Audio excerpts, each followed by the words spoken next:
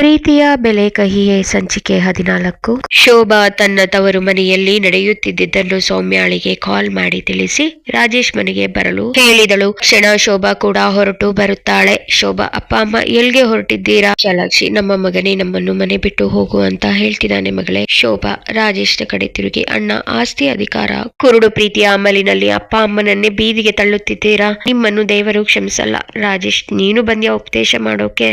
ನಿನ್ಗೆ ಇವರು ಬೇಕಾದ್ರೆ ಕರ್ಕೊಂಡು ಹೋಗು, ನನಗೆ ಅಡ್ಡಿ ಇಲ್ಲ. ಶೋಭಾ, ಖಂಡಿತ ಕರ್ಕೊಂಡು ಹೋಗ್ತೀನಿ. ಬೆಲೆ ಇರದೇ ಇರೋ ಮನೆಯಲ್ಲಿ ಇವರಿಗೇನು ಕೆಲಸ? ಶ್ರೀನಿವಾಸ್, ಇಲ್ಲ ಶೋಭಾ, ನಾವು ನಿನಗೆ ಹೊರೆಯಾಗೋದು ಬೇಡ ಮಗಳೇ. ಮನೆಗೆ ನಾವು ಬರೋದು ಸರಿಯಲ್ಲ, ಎಲ್ಲಾದರೂ ಆಶ್ರಮಕ್ಕೆ ಹೋಗ್ತೀವಿ. ಶೋಭಾ, ಅಪ್ಪ ಮಗಳ ಮನೆಗೆ ಅಪ್ಪ ಅಮ್ಮ ಹೋಗ್ಬಾರ್ದು ಅಂತ ಯಾರು ಹೇಳಿದ್ದಾರೆ? ನಾನು ಬದುಕಿರೋವರೆಗೂ ನಿಮ್ಮನ್ನ ಆಶ್ರಮಕ್ಕೆ ಕಳಿಸಲ್ಲ. ಪ್ರೀತಿ ಇಲ್ಲದ ಮಂಗಲಗಿಂತ ಗೌರವ ಸಿಗೋ ಅನ್ನ ಗುಡಿಸಲ ಮೇಲು. ನಮ್ಮ ಮನೆಗೆ ಬನ್ನಿ ಅಪ್ಪ ಅಮ್ಮ, ನೀವಾದ್ರೂ ಅಪ್ಪನಿಗೆ ಹೇಳಮ್ಮ. ವಿಶಾಲಾಕ್ಷಿ, ಬೇಡಮ್ಮ ಶೋಭಾ, ಅಪ್ಪ ಹೇಳೋದು ಸರಿ ಇದೆ, ನಾವು ನಿಮ್ಮ ಮನೆಗೆ ಬರೋದು ಸರಿಯಲ್ಲ. ರಾಜೇಶ್ ಕಿರುಚುತ್ತಾ, ಹೋಗಿ ಎಲ್ಲರೂ ಹೋಗಿ, ವಿಶೇಷವಾಗಿ ನನಗೆ ಈ ಆಸ್ತಿ ಮತ್ತು ರಾಗಿಣಿ ಇದ್ರೆ ಸಾಕು. ಶೋಭಾ ಆಕ್ರೋಶದಿಂದ, ಅಣ್ಣ, ನಿನ್ನಿಂದ ಇಷ್ಟೊಂದು ಕೀಳು ಮಟ್ಟದ ಕೆಲಸ ನಿರೀಕ್ಷಿಸಿರಲಿಲ್ಲ. ಅವರನ್ನೇ ಈ ಮನೆಯಿಂದ ಹೊರ ಹಾಕುವ ಪ್ಲಾನ್ ಮಾಡ್ತೀಯಾ? ನಿನ್ನ ಮೈಯಲ್ಲಿ ಹರಿತಿರೋದು ನಿಜವಾಗಿಯೂ ರಕ್ತನ ಅಥವಾ ಮೈಯಲ್ಲೆಲ್ಲ ಕೇವಲ ರಾಗಿಣಿಯ ಮೋಹದ ವಿಷ ತುಂಬಿದೆಯಾ?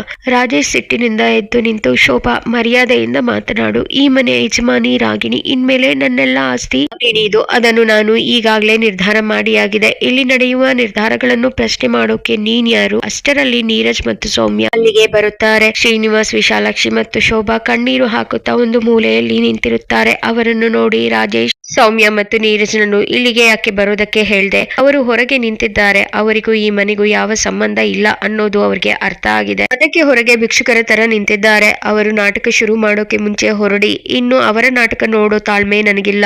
ಎಲ್ಲರೂ ಈಗ್ಲೇ ಇಲ್ಲಿಂದ ಹೊರಡಬಹುದು. ಸೌಮ್ಯ, ರಾಜೇಶ್, ಕಾಲಚಕ್ರ ಉರುಳುತ್ತೆ. ಅಂದು ನೀವು ನಮ್ಮನ್ನ ಹುಡುಕಿಕೊಂಡು ಬಂದೇ ಬರ್ತೀರಾ. ಅತ್ತೆ ಮಾವ, ಬನ್ನಿ ಹೋಗೋಣ. ರಾಜೇಶ್, ನೀನು ಹೇಳಿದ್ದು ನಡೆಯಲ್ಲ ಸೌಮ್ಯ. ನಾನು ಆ ಪರಿಸ್ಥಿತಿ ನನ್ಗೆ ಬರಲ್ಲ. ನಾನು ರಾಗಿಣಿ ಮುಂದೆ ಮದ್ವೆ ಆಗಿ ಆದರ್ಶ ದಂಪತಿಗಳಾಗಿ ಬಾಳ್ತೀವಿ. ಸದ್ಯದಲ್ಲೇ ನಿನಗೆ ಡೈವರ್ಸ್ ಪೇಪರ್ಸ್ ಕಳಿಸ್ತೀನಿ. ಈ ಮನೆಯಲ್ಲಿ ಉಳಿಯಬೇಕಾದರೆ ನಾನು ಹೇಳಿದಂತೆ ಕೇಳಬೇಕು ಅನ್ನೋ ಕಂಡೀಷನ್ ಯಾರು ಫಾಲೋ ಮಾಡ್ಲಿಲ್ಲ. ಅದಕ್ಕೆ ಅಂತವರಿಗೆ ಈ ಮನೆಯಲ್ಲಿ ಜಾಗ ಇಲ್ಲ. ನಿಮ್ಮ ಕಂತೆ ಪುರಾಣ ಬಿಟ್ಟು ಈ ಕ್ಷಣವೇ ಈ ಮನೆಯಿಂದ ತೊಲಗಿ. ಅಪ್ಪ ಅಮ್ಮ, ನಿಮ್ಗೆ ನಿಮ್ಮ ಮಾಜಿ ಸೊಸೆ ಸೌಮ್ಯ ಅಷ್ಟೊಂದು ಮುಖ್ಯ ಅನ್ನೋದಾದ್ರೆ ಅವಳ ಹತ್ತಿರವೇ ಹೋಗಿ ಜೀವನ ಮಾಡಿ. ಈ ಆಸ್ತಿ, ಈ ಮನೆ ಎಲ್ಲವೂ ನನ್ನದು. ಇಲ್ಲಿ ನನ್ನ ನಿರ್ಧಾರವೇ ಅಂತಿಮ. ಕಣ್ಣೀರು ತುಂಬಿಕೊಂಡು, ರಾಜೇಶ್, ಹೆತ್ತವರನ್ನು ಮನೆಯಿಂದ ಹೊರ ಹಾಕುವ ನಿರ್ಧಾರ ಮಾಡಿದ್ಯಾ? ಆ ರಾಗಿಣಿ ಮೋಹ ನಿನ್ನ ಕಣ್ಣುಗಳನ್ನು ಎಷ್ಟು ಕುರುಡು ಮಾಡಿದೆ. ನಿನಗೆ ಧರ್ಮ ಅಧರ್ಮಗಳ ವ್ಯತ್ಯಾಸವೇ ತಿಳಿಯುತ್ತಿಲ್ಲ. ಆಸ್ತಿ ಅನ್ನೋದು ಮಣ್ಣು ಕಣೋ, ಆದರೆ ಈ ಸಂಬಂಧಗಳು ಸಿಗೋದು ಪುಣ್ಯ ಮಾಡಿದ್ರೆ ಮಾತ್ರ. ರಾಜೇಶ್, ಸಾಕು ಮಾಡಿ ನಿಮ್ಮ ಉಪದೇಶ. ಪುಣ್ಯ ಧರ್ಮ ಅಂತ ಹೇಳಿ ನನ್ನ ಜೀವನದ ಸುಖವನ್ನೇ ಕಸಿದುಕೊಂಡಿದ್ದೀರಿ. ಸೌಮ್ಯಾಳ ಮಾತಿಗೆ ಮರುಳಾಗಿ ನನ್ನನ್ನೇ ಏಕಾಂಗಿ ಮಾಡಿದ್ರಿ. ಈಗ ನೋಡಿ, ನಾನು ಪ್ರೀತಿಸುವ ರಾಗಿಣಿಗೆ ಈ ಎಲ್ಲಾ ಆಸ್ತಿಯನ್ನು ಬರೆದುಕೊಟ್ಟು ಈ ಮನೆಯಿಂದ ನನ್ನೆಲ್ಲ ಹೊರ ಹಾಕುವ ಪರಿಸ್ಥಿತಿ ನೀವೇ ತಂದುಕೊಂಡ್ರಿ. ವಿಶಾಲಾಕ್ಷಿ, ಬೇಡಪ್ಪ ರಾಜೇಶ್, ಇಂತಹ ಪಾಪದ ಕೆಲಸಕ್ಕೆ ಕೈ ಹಾಕಬೇಡ. ನೀರಜ್ ನಿನ್ನ ಮಗ, ಅವನ ಭವಿಷ್ಯದ ಬಗ್ಗೆ ಯೋಚಿಸು. ಯಾರೋ ಪರಾಯಿ ಹೆಣ್ಣಿಗೆ ನಿನ್ನ ಆಸ್ತಿಯನ್ನೆಲ್ಲ ಬರೆದು ಅಂತ ಹೆಣ್ಣಿಗೋಸ್ಕರ ಸ್ವಂತ ರಕ್ತವನ್ನೇ ಹಾದಿಗೆ ತರಬೇಡ. ನಾವು ಹಿರಿಯರು, ನಾವು ಒಳ್ಳೆಯದಕ್ಕೆ ಹೇಳಿದ್ದು. ರಾಜೇಶ್ ವ್ಯಂಗ್ಯವಾಗಿ ನಗುತ್ತಾ, ನನ್ನ ಒಳ್ಳೆಯದನ್ನು ಬಯಸುವವರು ನನ್ನ ಆಸೆಗಳಿಗೆ ಬೆಂಕಿ ಇಡುತ್ತಿರಲಿಲ್ಲ. ಇವತ್ತೇ ಈ ರಾಗಿಣಿಯ ಹೆಸರಿಗೆ ಆಗಬೇಕು. ಈಗಲೂ ಇದಕ್ಕೆ ಒಪ್ಪಿ ನೀವು ಈ ಮನೆಯಲ್ಲೇ ಇರೋದಾದ್ರೆ ಇರಿ, ಇಲ್ಲ ಅಂದ್ರೆ ನನ್ನ ವಿರುದ್ಧ ಮಾತನಾಡುವವರಿಗೆ ಈ ಮನೆಯಲ್ಲಿ ಜಾಗವಿಲ್ಲ. ಶ್ರೀನಿವಾಸ್, ರಾಜೇಶ್, ಇಂದು ನೀನು ಮಾಡುತ್ತಿರುವ ಈ ದೊಡ್ಡ ತಪ್ಪು ನಿನ್ನನ್ನೇ ಸುಡುತ್ತದೆ. ನೆನಪಿಟ್ಟುಕೋ. ಸುಳ್ಳು ಪ್ರೀತಿಯ ಮೇಲೆ ಕಟ್ಟಿದ ಅರಮನೆ ಯಾವತ್ತೂ ಸ್ಥಿರವಾಗಿರೋಲ್ಲ. ಈ ಆಸ್ತಿ ಪತ್ರಕ್ಕೆ ನೀನು ಸಹಿ ಹಾಕಿದ ನಂತರ ನಿನಗೆ ಗುಣ ಏನೆಂದು ತಿಳಿಯುತ್ತೆ. ಆದರೆ ನಿನ್ನ ಈ ವರ್ತನೆಗೆ ಕಾಲವೇ ಉತ್ತರ ನೀಡುತ್ತೆ. ರಾಗಿಣಿ ಒಂದು ಮೂಲೆಯಲ್ಲಿ ನಿಂತು ಫೋನ್ ಅನ್ನು ರಾಜೇಶ್ ಮತ್ತು ಅವನ ತಾಯಿಯ ಕಡೆಗೆ ತಿರುಗಿಸಿ ವಿಡಿಯೋ ರೆಕಾರ್ಡ್ ಮಾಡುತ್ತಿರುತ್ತಾಳೆ. ನೀರಜ್ ಶಾಂತವಾಗಿ ಆದರೆ ದೃಢವಾಗಿ, ಅಪ್ಪ, ನಾನು ನಿಮ್ಮ ಮಗನಾಗಿ ಇಲ್ಲಿಗೆ ಬಂದಿಲ್ಲ. ಆಸ್ತಿ ಕೂಡ ನನಗೆ ಬೇಡ. ಒಬ್ಬ ಮನುಷ್ಯನಾಗಿ ಬಂದಿದ್ದೀನಿ. ಯಾರೋ ಪ್ರೀತಿಯ ನಾಟಕವಾಡುವವಳಿಗೋಸ್ಕರ ಅಜ್ಜ ಅಜ್ಜಿಯನ್ನು ಬೀದಿಗೆ ತಳ್ಳುತ್ತಿದ್ದೀರಲ್ಲ. ಆ ಪಾಪದ ಕೂಡ ತುಂಬುವ ದಿನ ಹತ್ತಿರದಲ್ಲಿದೆ. ಸೌಮ್ಯ ವಿಶಾಲಾಕ್ಷಿಯ ಕೈ ಹಿಡಿದು, ಅತ್ತೆ ಮಾವ, ಪ್ಲೀಸ್, ನೀವು ಇಲ್ಲಿ ಇರಬೇಡಿ. ಪ್ರೀತಿ ಇಲ್ಲದ ಜಾಗದಲ್ಲಿ ನೀವು ಇರೋದು ನಮಗೂ ನೋವಾಗುತ್ತೆ. ನಾವೆಲ್ಲರೂ ಇದ್ದೀವಿ, ನಮ್ಮ ಜೊತೆಗೆ ಬನ್ನಿ. ರಾಜೇಶ್ಗೆ ಈ ಆಸ್ತಿ ಮತ್ತು ಅವನ ಈ ಸುಳ್ಳು ಪ್ರೀತಿ ಎರಡೂ ಸಾಕು. ನಾವ್ಯಾರು ಅವರಿಗೆ ಬೇಡ. ರಾಗಿಣಿ ವ್ಯಂಗ್ಯವಾಗಿ ನಗುತ್ತಾ, ಅಯ್ಯೋ ನೋಡಿ ರಾಜೇಶ್, ನಿಮ್ಮ ಮನೆಗೆ ಎಲ್ಲರೂ ಒಟ್ಟಾಗಿ ಬಂದು ಸಂಚು ಮಾಡ್ತಿದ್ದಾರೆ. ಪ್ರೀತಿ ಅಂದ್ರೆ ಏನು ಅಂತ ಗೊತ್ತಿಲ್ಲದ ಇವರು ನಿಮಗೆ ಪಾಠ ಮಾಡೋಕೆ ಬಂದಿದ್ದಾರೆ. ಶೋಭಾ ರಾಗಿಣಿಯ ಹತ್ತಿರ ಹೋಗಿ, ರಾಗಿಣಿ, ನಿನ್ನ ಬಣ್ಣದ ಮಾತುಗಳು ನನ್ನ ಅಣ್ಣನಿಗೆ ಅರ್ಥವಾಗದಿರಬಹುದು, ಆದರೆ ನಮಗೆಲ್ಲ ಗೊತ್ತು ನೀನು ಏನು ಅಂತ. ಈ ಆಸ್ತಿ ಪತ್ರಗಳನ್ನು ತಗೊಂಡು ಎಷ್ಟು ದಿನ ಸಂಭ್ರಮಿಸ್ತೀಯ ನೋಡ್ತೀನಿ. ನಂಬಿಕೆ ದ್ರೋಹದ ಮೇಲೆ ಕಟ್ಟಿದ ಸಾಮ್ರಾಜ್ಯ ಯಾವತ್ತೂ ಉಳಿಯಲ್ಲ, ಯಾವತ್ತಿದ್ರೂ ನೆಲಸಮವಾಗುವುದೇ. ಶ್ರೀನಿವಾಸ್ ಗದ್ಗದಿತ ಕಂಠದಿಂದ, ರಾಜೇಶ್, ಈ ಮನೆಯ ಪ್ರತಿಯೊಂದು ಇಟ್ಟಿಗೆಯಲ್ಲೂ ನನ್ನ ಬೆವರು ಇದೆ, ಆದರೆ ಈಗ ಇಲ್ಲಿ ಪ್ರೀತಿಗಿಂತ ಹೆಚ್ಚಾಗಿ ವಿಷ ತುಂಬಿದೆ. ನೀನು ಹೇಳಿದಂತೆ ಈ ಮುದಿ ಜೀವಗಳಿಗೆ ಇದು ಧರ್ಮಛತ್ರ ಅಲ್ಲ.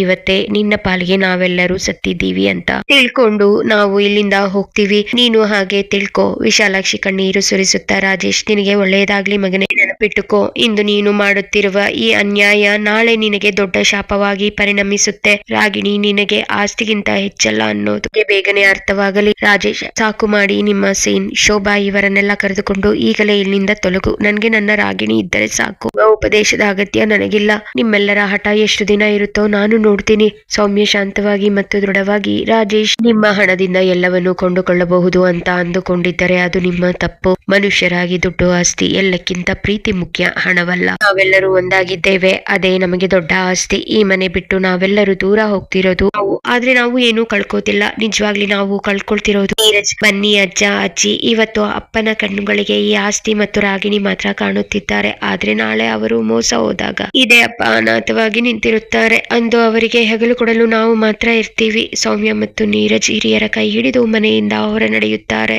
ಹೋಗುವಾಗ ರಾಗಿಣಿಯನ್ನು ಒಮ್ಮೆ ತೀಕ್ಷ್ಣವಾಗಿ ನೋಡಿ ಹೊರಡುತ್ತಾಳೆ. ರಾಜೇಶ್ ಅಹಂಕಾರದಿಂದ ನಿಂತಿರುತ್ತಾನೆ. ರಾಗಿಣಿಯ ಮುಖದಲ್ಲಿ ಗೆಲುವಿನ ನಗು ಇರುತ್ತದೆ. ರಾಗಿಣಿ ಮನಸ್ಸಿನಲ್ಲಿ, ಕೊನೆಗೂ ನನ್ನ ದಾರಿ ಕ್ಲಿಯರ್ ಆಯ್ತು, ಈಗ ಈ ಮನೆ ಸಂಪೂರ್ಣ ನನ್ನದು. ಎಲ್ಲರೂ ಗೇಟ್ ಬಳಿ ಹೋಗುತ್ತಿರುವಾಗ ರಾಗಿಣಿ ಹೊರಗೆ ಬರುತ್ತಾಳೆ. ಎಲ್ಲರ ಮುಂದೆ ಕೈ ಕಟ್ಟಿಕೊಂಡು ರಾಗಿಣಿ ಕುಹಕದ ನಗೆಯೊಂದಿಗೆ, ಏನು ಅಷ್ಟೊಂದು ಅವಸರವಾಗಿ ಹೊರಟೇ ಬಿಟ್ರ? ಅತಿಥಿ ಸತ್ಕಾರ ಮಾಡೋಕೆ ನನ್ಗೆ ಸಮಯವನ್ನೇ ಕೊಡಲಿಲ್ಲವಲ್ಲ.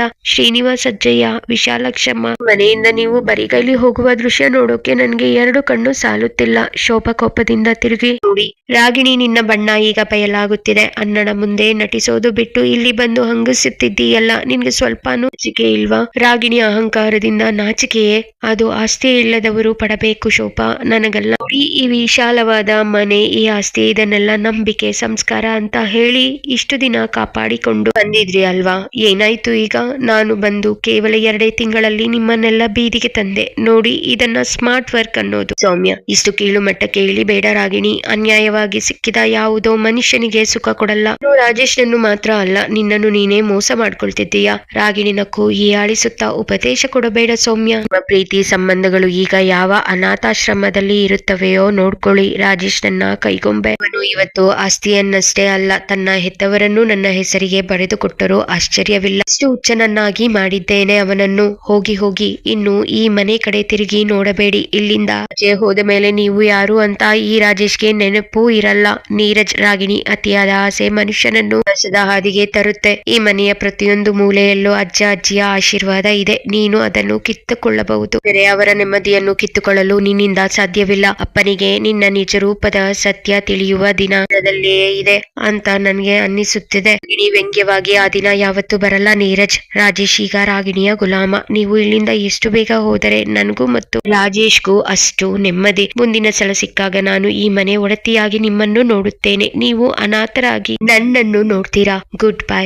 ರಾಜೇಶ್ ತನ್ನ ತಂದೆ ತಾಯಿಯನ್ನು ಮನೆಯಿಂದ ಹೊರಹಾಕಿ ಬಾಗಿಲು ಹಾಕಿಕೊಳ್ಳುತ್ತಾನೆ. ಎಲ್ಲರೂ ರಸ್ತೆಯಲ್ಲಿ ಅಸಹಾಯಕರಾಗಿ ನಿಂತಿದ್ದಾರೆ. ರಾಜೇಶ್ ತಂದೆ ತಾಯಿ ಕಣ್ಣೀರು ಹಾಕುತ್ತಿದ್ದಾರೆ. ಆಗ ಸೌಮ್ಯ, ಅತ್ತೆ ಮಾವ ಅಳಬೇಡಿ, ಆ ಮನೆ ಹೋದರೆ ಹೋಗಲಿ, ನಿಮಗಾಗಿ ಇನ್ನೊಂದು ಮನೆ ಕಾದಿದೆ, ಬನ್ನಿ ಹೋಗೋಣ. ಶ್ರೀನಿವಾಸ್ ಅಚ್ಚರಿಯಿಂದ, ಸೌಮ್ಯ, ಈ ಮಧ್ಯರಾತ್ರಿಯಲ್ಲಿ ನಾವು ಎಲ್ಲಿಗೆ ಹೋಗೋಣ? ನಮಗೆ ಈಗ ಯಾರು ಆಶ್ರಯ ಕೊಡ್ತಾರೆ ಮಗಳೇ? ಸೌಮ್ಯ, ನಾನು ಕರೆದುಕೊಂಡು ಹೋಗ್ತೀನಿ ಮಾವ, ನನ್ನ ಮೇಲೆ ನಂಬಿಕೆ ಇಡಿ. ಸೌಮ್ಯ ಎಲ್ಲರನ್ನು ತನ್ನ ಮನೆಯ ಮುಂದೆ ಕರೆತಂದು ನಿಲ್ಲಿಸುತ್ತಾಳೆ. ವಿಶಾಲಾಕ್ಷಿ ಬೆರಗಾಗಿ, ಸೌಮ್ಯ, ಈ ಮನೆ ಯಾರದು? ಎಷ್ಟು ಚೆನ್ನಾಗಿದೆ. ಸೌಮ್ಯ ಮನೆಯ ಕೀಲಿ ಕೈ ತೆಗೆಯುತ್ತಾ, ಎಷ್ಟು ದಿನ ಇದು ನನ್ನ ಮನೆ ಆಗಿತ್ತು, ಇನ್ ಮುಂದೆ ಇದು ನಮ್ಮೆಲ್ಲರ ಮನೆ. ನನ್ನ ಯೂಟ್ಯೂಬ್ ಚಾನಲ್ ಆದಾಯದಿಂದ ಕಟ್ಟಿಸಿದ ಗೂಡು ಇದು. ವಿಶಾಲಾಕ್ಷಿ ಗಾಬರಿಯಿಂದ, ಸೌಮ್ಯ, ಇದೆಲ್ಲ ಹೇಗೆ ಸಾಧ್ಯವಾಯಿತು? ನಮಗೆ ವಿಷಯವೇ ತಿಳಿದಿರಲಿಲ್ಲವಲ್ಲ. ಸೌಮ್ಯ ಯೂಟ್ಯೂಬ್ ನಿಂದ ಪ್ರತಿ ತಿಂಗಳು ಬಂದ ಹಣವನ್ನು ಕೂಡಿಟ್ಟು ಈ ಮನೆಯನ್ನು ಸಿದ್ಧಪಡಿಸಿದೆ. ಮನೆ ತುಂಬಾ ಚಿಕ್ಕದು, ಆದರೆ ಆ ದೊಡ್ಡ ಮನೆಯಲ್ಲಿ ನಮಗೆ ಗೌರವವಿರಲಿಲ್ಲ, ಆದರೆ ಈ ಮನೆಯಲ್ಲಿ ಪ್ರೀತಿ ಮತ್ತು ನೆಮ್ಮದಿ ಇರುತ್ತದೆ. ಶ್ರೀನಿವಾಸ್ ವಿಶಾಲಾಕ್ಷಿ ತುಂಬಾ ಖುಷಿ ಪಡುತ್ತಾರೆ. ಶ್ರೀನಿವಾಸ್ ಕಣ್ಣೀರು ಒರೆಸಿಕೊಳ್ಳುತ್ತಾ, ಸೌಮ್ಯ, ನೀನು ಇಷ್ಟೆಲ್ಲ ಸಾಧನೆ ಮಾಡಿದೀಯಾ ಅಂತ ನಾವು ಅಂದುಕೊಂಡಿರಲೇ ಇಲ್ಲ ಮಗಳೇ. ಆ ದಿನ ನಿನ್ನನ್ನು ಮನೆಯಿಂದ ಆಚೆ ಹಾಕಿದಾಗ ನಾವು ಅದನ್ನು ವಿರೋಧಿಸಲಿಲ್ಲ. ಆದ್ರೆ ಈ ದಿನ ಹೆತ್ತ ಮಗ ನಮ್ಮನ್ನು ಬೀದಿಗೆ ತಳ್ಳಿದಾಗ ನೀನು ನಮಗೆ ಆಸರೆಯಾದೆ. ವಿಶಾಲಾಕ್ಷಿ: ಹೌದು ಸೌಮ್ಯ, ನಮ್ಮ ಸ್ವಂತ ಮಗನೇ ನಮ್ಮನ್ನು ಅನಾಥರನ್ನಾಗಿ ಮಾಡಿದಾಗ ಸೊಸೆಯಾಗಿ ಅಲ್ಲ, ಮಗಳಾಗಿ ನೀನು ನಮ್ಮ ಕೈ ಹಿಡಿದೆ. ಸೌಮ್ಯ: ಅತ್ತೆ ಮಾವ, ಆ ದೊಡ್ಡ ಮನೆಯಲ್ಲಿ ನಮಗೆ ನೆಮ್ಮದಿ ಇರಲಿಲ್ಲ. ರಾಗಿಣಿ ಆಸ್ತಿಗಾಗಿ ರಾಜೇಶ್ನನ್ನು ಪ್ರೀತಿ ಹೆಸರೇಳಿ ಅವರನ್ನು ಬಳಸಿಕೊಂಡು ಎಲ್ಲರನ್ನೂ ಹೊರಗೆ ಹಾಕಿದ್ದಾಳೆ. ಆದರೆ ಈ ಪುಟ್ಟ ಮನೆ ನನ್ನ ಪ್ರಾಮಾಣಿಕ ದುಡಿಮೆಯಿಂದ ಬಂದಿದ್ದು. ಇಲ್ಲಿ ನಮಗೆ ಯಾರು ಅವಮಾನ ಮಾಡುವುದಿಲ್ಲ. ನೀವಿಬ್ಬರು ಇಲ್ಲಿ ಆರಾಮಾಗಿ ಇರಬೇಕು. ಶ್ರೀನಿವಾಸ್: ಆದರೆ ಸೌಮ್ಯ, ರಾಜೇಶ್ ಈಗ ರಾಗಿಣಿಯ ಮಾತಿನಂತೆ ಕುಣಿಯುತ್ತಿದ್ದಾನೆ. ಅವನು ಮುಂದೊಂದು ದಿನ ಈ ತಪ್ಪಿನ ಅರಿವಾಗಿ ನರಳುತ್ತಾನೆ. ಸೌಮ್ಯ ದೃಢವಾಗಿ: ಅವರಿಗೆ ತಮ್ಮ ತಪ್ಪು ಅರಿವಾಗುವ ಸಮಯ ಬಂದೇ ಬರುತ್ತದೆ ಮಾವ. ರಾಗಿಣಿ ಆ ಮನೆಯ ಒಡತಿಯಾಗಬೇಕು ಅಂತ ಕನಸು ಕಾಣುತ್ತಿದ್ದಾಳೆ ಅಲ್ವಾ? ಆದರೆ ಅವಳಿಗೆ ಗೊತ್ತಿಲ್ಲ, ಆ ಮನೆಗಿಂತ ದೊಡ್ಡದಾಗಿ ಗೌರವ ಮತ್ತು ಪ್ರೀತಿಯನ್ನು ನಾವು ಇಲ್ಲಿ ಕಟ್ಟುತ್ತಿದ್ದೇವೆ ಅಂತ. ಇನ್ ಮುಂದೆ ನಮ್ಮ ಹಾದಿ ಬೇರೆ. ಇನ್ನು ಈ ಮನೆಯಲ್ಲಿ ಅವರ ನೆನಪು ಇರಬಾರದು. ವಿಶಾಲಾಕ್ಷಿ: ನಿಜ ಸೌಮ್ಯ, ನಿನ್ನ ಈ ಯೂಟ್ಯೂಬ್ ಚಾನೆಲ್ ನಮಗೆ ಕೇವಲ ಆದಾಯ ಮಾತ್ರವಲ್ಲ, ಹೊಸ ಬದುಕನ್ನೇ ಕೊಟ್ಟಿದೆ. ಸೌಮ್ಯ: ಬನ್ನಿ ಅತ್ತೆ, ಈಗ ವಿಶ್ರಾಂತಿ ತಗೊಳ್ಳಿ. ನಾಳೆಯಿಂದ ನಾವು ಜೀವನ ಶುರು ಮಾಡೋಣ. ನಮ್ಮನ್ನು ಅನಾಥರು ಅಂದುಕೊಂಡಿರುವವರೆಗೆ ನಾವು ಎಷ್ಟು ಸುಖವಾಗಿದ್ದೀವಿ ಅಂತ ತೋರಿಸಿಕೊಡೋಣ. ಮುಂದೇನು ತಿಳ್ಕೋಬೇಕಾ? ಕತೆಗಾಗಿ ಕಮೆಂಟ್ ಮಾಡಿ ನಿಮ್ಮ ಆಲೋಚನೆಗಳನ್ನು ಹಂಚಿಕೊಳ್ಳಿ. ಕತೆ ಹೇಗೆ ಅನಿಸಿತು ಎಂಬುದನ್ನು ಕಮೆಂಟ್ ವಿಭಾಗದಲ್ಲಿ ತಿಳಿಸಿ. ಇಷ್ಟವಾದಲ್ಲಿ ಲೈಕ್ ಮಾಡಿ ಮತ್ತು ಚಾನೆಲ್ ಸಬ್ಸ್ಕ್ರೈಬ್ ಮಾಡಲು ಮರೆಯಬೇಡಿ. ನಿಮ್ಮ ಬೆಂಬಲಕ್ಕೆ ಧನ್ಯವಾದಗಳು.